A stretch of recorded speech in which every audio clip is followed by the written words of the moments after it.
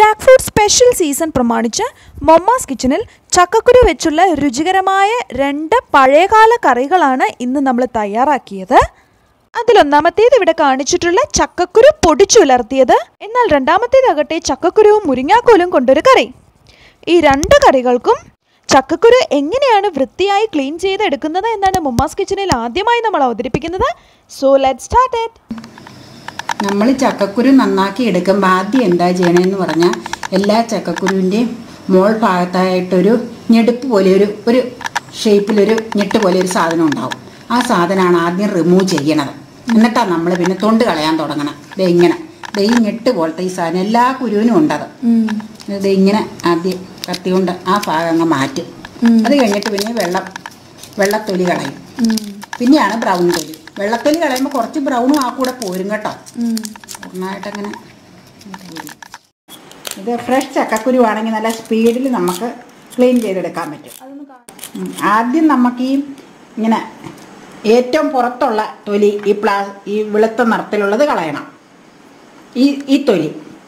അത് കഴിഞ്ഞ് അതിൻ്റെ ഉള്ളിൽ ഇതേ ബ്രൗൺ നിറത്തിലുള്ളൊരു തൊലിയുണ്ട്. അതും നമ്മൾ കത്തി കൊണ്ടിങ്ങനെ ചുരണ്ടി എടുക്കണം. അപ്പോൾ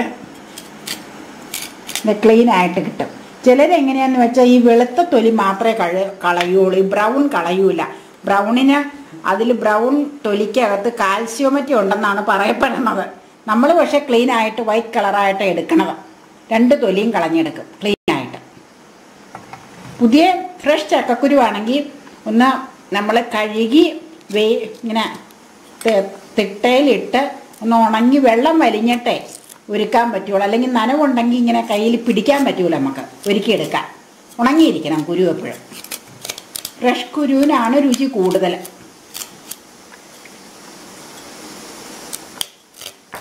ചക്കക്കുരുവിൻ്റെ പുറമേയുള്ള വൈറ്റ് കളറുള്ള ആ തൊലിയും അതിൻ്റെ ഉള്ളിലുള്ള ബ്രൗൺ കളറുള്ള തൊലിയും ക്ലീൻ ചെയ്തെടുത്തതാണ് ഈ 4 എണ്ണം ഇരിക്കുന്നത്.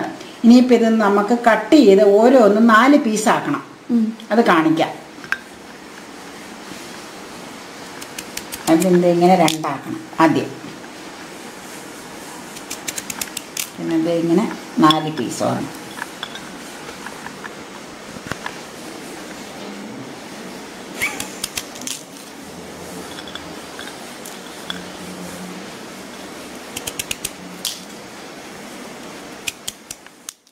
ഈ ബ്രൗൺ തൊലി ഏറെക്കുറേയും കളഞ്ഞ് ഇവിടെ കാണിച്ചിരിക്കുന്ന പോലെ ചക്കക്കുരു 4ആയി പിളർന്നിട്ടാണ് നമ്മൾ ചക്കക്കുരുവും മുരിങ്ങാക്കോലും ചേർന്നുള്ള കറി ഉണ്ടാക്കിയിരിക്കുന്നത്. എന്നാൽ ചക്കക്കുരു പൊടിച്ചുലർത്ത എന്ന കറിയിലാകട്ടെ ഈ ബ്രൗൺ തൊലി ഭാഗികമായി കളഞ്ഞിട്ടുള്ളൂ. 2 കറിയിലും 2 രീതിയിലാണ് നമ്മൾ ഈ ബ്രൗൺ തൊലി കൈകാര്യം ചെയ്തിരിക്കുന്നത്. ചക്കക്കുരുവും മുരിങ്ങാക്കോലും എന്ന കറിയിൽ ബ്രൗൺ തൊലി നമ്മൾ ഏകദേശം മുഴുവനായി എന്ന് തന്നെ പറയാം, നമ്മൾ നീക്കം ചെയ്തിരുന്നു. എന്നാൽ പൊടിച്ചുലർത്തിയതിൽ ബ്രൗൺ തൊലി കുറച്ച് മാത്രമേ നമ്മൾ കളഞ്ഞിട്ടുള്ളൂ. അത് ജസ്റ്റ് നിങ്ങളെ കാണിക്കാൻ വേണ്ടിയിട്ടാണ് നമ്മൾ 2 രീതിയിൽ ചെയ്തിരിക്കുന്നത്. നിങ്ങൾ സാധാരണ എങ്ങനെയാണോ ചെയ്തു പോരുന്നത് ആ രീതിയിൽ തന്നെ ചെയ്യാവുന്നതാണ്. ഈ 2 കറികളും അതിവിശേഷപ്പെട്ടത് തന്നെയാണ് കേട്ടോ. പണ്ട് കാലത്ത് നമ്മുടെ വീടുകളിലൊക്കെ സ്ഥിരമായി തയ്യാറാക്കിയിരുന്ന കറികളാണിവ. എൻ്റെയൊക്കെ കുട്ടിക്കാലത്ത് സ്ഥിരം ഇതൊക്കെ കഴിച്ചിട്ടാണ് നമ്മളൊക്കെ വളർന്നു പോകുന്നത്. അപ്പോൾ ഈ ഷോർട്ട് വീഡിയോ എല്ലാവർക്കും ഇഷ്ടമായി എന്ന് വിചാരിക്കുന്നു. ഈ 2 കറികളുടെയും അത്യുഗ്രൻ റെസിപ്പിയുമായിട്ട് അടുത്ത എപ്പിസോഡിൽ വേഗം കാണാം. ചാനൽ സബ്സ്ക്രൈബ് ചെയ്യാൻ മറക്കല്ലേ കേട്ടോ. എങ്കിലേ ഞാൻ വീഡിയോ അപ്ലോഡ് ചെയ്യുമ്പോൾ നിങ്ങൾക്ക് ഇൻസ്റ്റൻ്റ് ആയിട്ട് നോട്ടിഫിക്കേഷൻ കിട്ടുള്ളൂ. അപ്പം നമുക്ക് അടുത്ത എപ്പിസോഡിൽ കാണാം കേട്ടോ. Bye bye.